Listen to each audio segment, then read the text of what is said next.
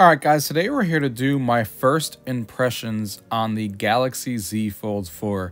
Now, I have been having my eye on foldable devices for a while now. When the first Fold actually came out, I had my eye on it, almost got it, but couldn't get over the small screen that was on the front with how it was cut out. So I waited a few generations for them to get everything ironed out to be more of how I wanted the Fold to be. And here we are with the Fold4, my first foray into foldable devices. I want everything they can do and everything they can do for gaming and cameras and all that kind of stuff that we're going to talk about here today. So I wanted to go through this video with you guys, kind of showcase what I see with this device, what I think about it as my first impressions, how playing games on it is, using the unique features of folding the device while taking pictures, and how all of that stuff works in my day-to-day life so far from the last few days that I've actually had this device.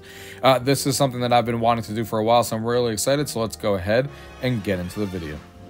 Gaming tech, eating brekkie is the gaming tech. Going for a brekkie is the gaming tech. Gaming tech is the gaming tech. Gaming techie. Alright guys, here we are with the Galaxy Z Fold4. As I said in the beginning of this video, this is my first foray into foldable phones. So this is something I've had an eye on for a while, that I saw the first time the first generation of the Fold came out, but what I didn't like, and the reason I didn't jump in then, and I kept my iPhone for the last couple of years until I found something to get into, was the fact that this front screen here was always a lot worse. It used to be, the first generation was like this big and cut off just like that. And I knew that I was going to be using the front screen a lot more than, you know, obviously the inside screen, because you're going to be using it to text and stuff like that. And I just didn't like the look, so I kind of went away from that. And then the second and third generation, I let slip by, and it got a little bit better, it got a little bit bigger. And then here in the Generation 4, it is now even better than Gen 3. Gen 3 made it just as wide and tall as this, but now it stretches out to the corners even further here, which is fantastic. Now it kind of feels, it's still obviously a very skinny phone on the front here, where if you're using different apps and stuff, you're definitely going to notice how skinny they are. So for example, if I were to open Instagram here and I go into my profile, you can see here that obviously it's a very skinny, you know, portrayal of what the actual screen is, but it's a lot more usable. For example, if I open up a text message here, and you can see the keyboard here opens up, and it's not that bad to actually type. You could just type, you know, testing, just like I am really quickly, or of course you can use the thing that a lot of people use that also works really, really well here, like I just did just there, and it works really well. Like I said, it's still skinnier than normal phones, so you're gonna have to get used to the front screen compared to using an iPhone or something, but it's a lot more usable than it's ever been on a Fold before. And using Twitter and stuff like that, as you can see here, is still really, really nice to use, and it makes it legible to read and not something to be a pain to use when you're using the front screen.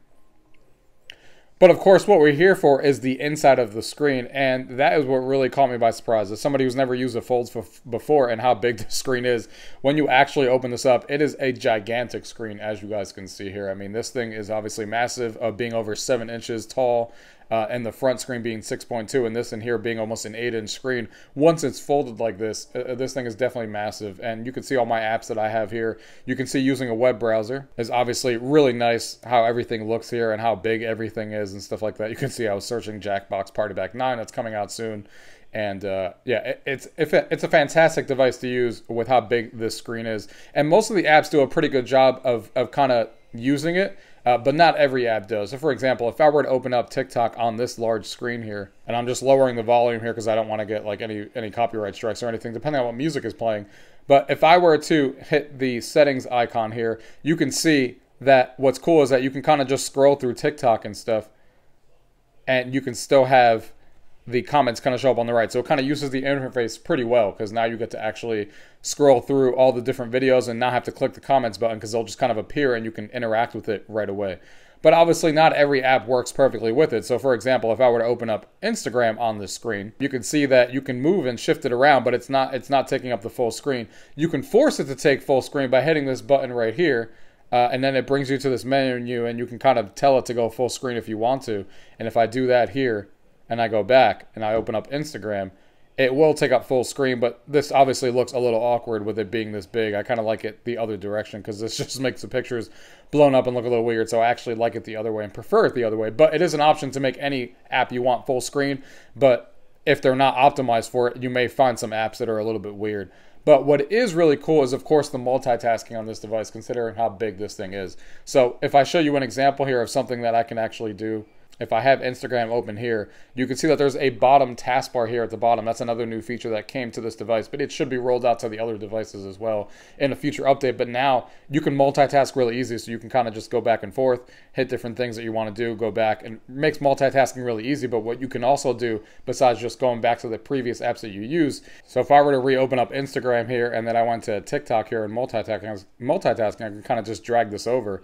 And now I have two different windows that I could use two different apps on, so I can kind of scroll through Instagram here, kind of scroll through TikTok here on the left. Obviously, I can configure how big I want one side to be over the other and kind of mess with that. So a lot of different cool multitasking abilities, and you can open up even a third window if you wanted to on here.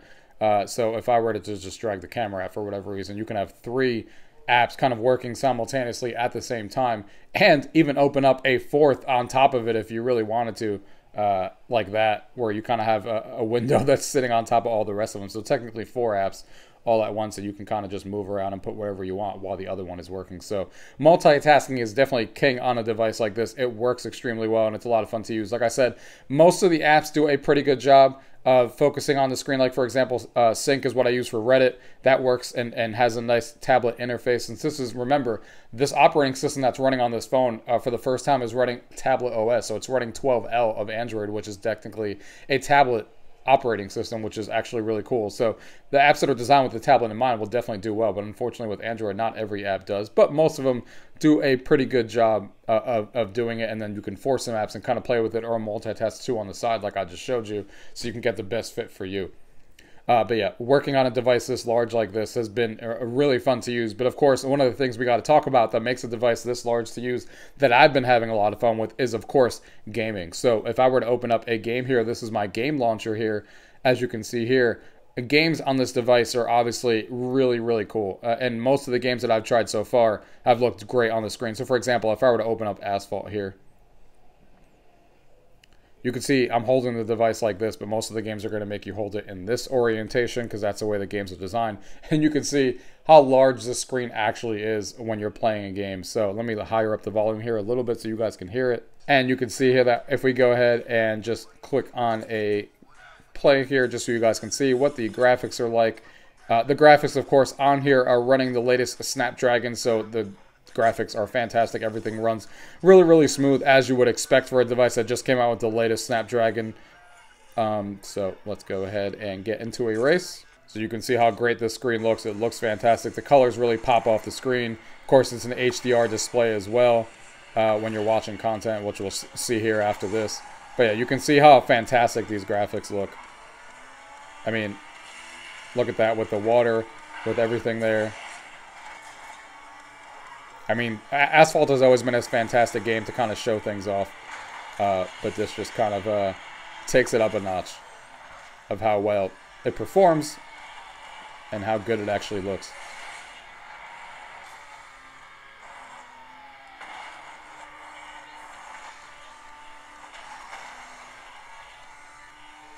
Thing besides gaming that's fantastic on this phone is, of course, watching videos. So for example, if I were to pull up YouTube on here, so you can see here on the video that I made recently, you can see how YouTube looks on this phone. You can see, you can kind of scroll through, you can look at the comments over here on the side, interact with it while you're watching the video.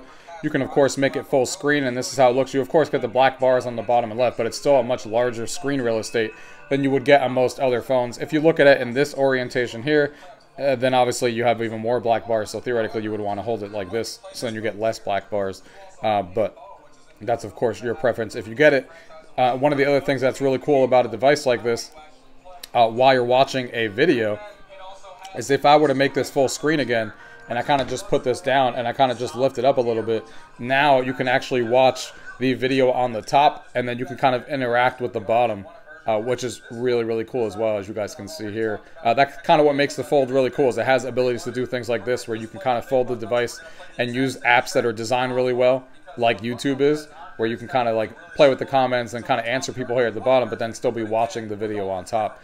And one of the other things you could do with that as well is, of course, the camera app, which has been upgraded on this phone as well, now has a 50 megapixel camera. Granted, I'm not the biggest person that takes a lot of pictures, but of course, I do care that you can actually take pictures and video. Here, you can actually take 50 megapixel here, as you can see here. You can do it in 4:3 for photos, which is how it's intended. Then you can take pictures like this. But again, if you were to take a picture or a video and you were to fold it, now you can kind of fold it and do that, and now you can kind of play with the controls on the bottom. Hey, you want to take video or photos or play with the settings, and you can kind of set this almost like it's a little tripod. So now you can kind of just like play with this and kind of take video and point it at whatever you want without actually needing a tripod, which is another benefit to this phone, which makes it easier to take videos and pictures and stuff depending on what situation you're in, on top of the fact that it's just a cool feature. And speaking of cool features, when you use the camera app, you can also turn on the front cover screen. So when you're taking a picture of something, like we are right now, if I turn the device around, you can see that you can actually see a preview. Here we are taking the video. You can see a preview here of what it would actually look like, which is really cool as well. So then you can actually see what's going on there. So that's a really cool feature as well that is nice to have on here. So overall, guys, first early impressions as somebody who has never used a device like this before, again, this being my first foray into foldable phones because I've been waiting for a good time to get into it, it's a really awesome device. It's great for productivity. It has really good cameras now with the 50 megapixel camera that boosted it from the other generations that were kind of lacking in that department. Of course, the video quality is great, just like any other phone. And the device on the front, in my opinion now, is actually usable. Of course, we would all want it to be larger even than what it is now. To be more like a full-size phone, but then of course the phone's going to get bulkier than it already is because it is a bulky device already. So I think this is a good compromise, the fact that it takes up this much screen now. This feels like it's great to use, and then when you want to use something bigger, then obviously you get in here. I think the people who would use this the most, or who would want a device like this, or probably fall into one of two camps. They like, or probably three camps, I guess. People who just like technology and want to be at the cutting edge is just kind of where I fall into. And then there's a second group of people who want a productivity phone, and this is obviously king with the multitasking and everything you could do on a larger screen like this. And of course, then for the people who just want the best gaming phone, this is obviously a really cool device used for gaming because now you have a device in your hand that is this big and this large of a form factor that makes games even more immersive and more amazing. Same thing with watching videos and stuff like that. And before we go here real quick, I do want to talk about this notch that is in the middle that you can't even tell on the phone. So it is really hard to tell if the notch is there at most angles. But if you look at it sideways like this, there you can see the actual notch there, or not notch, but the fold crease right there in the middle. But I find that that was something I was going to be worried about, and I found that if you're using the device head on like I am right now in the camera, just like you guys can't see it, I can't see it either. And it's even harder to notice on a white background as well. White is harder to notice than on a black background. But most of the time, it kind of just fades away. When you're playing games, you can't see it. When you're watching videos, you can't see it because it kind of just fades away. The only way you can see it is if you're playing with the phone and kind of looking for it by messing with the angles like I showed you before. Then, of course, you're going to be able to see it. But for the most part, it kind of just fades away and you kind of forget about it.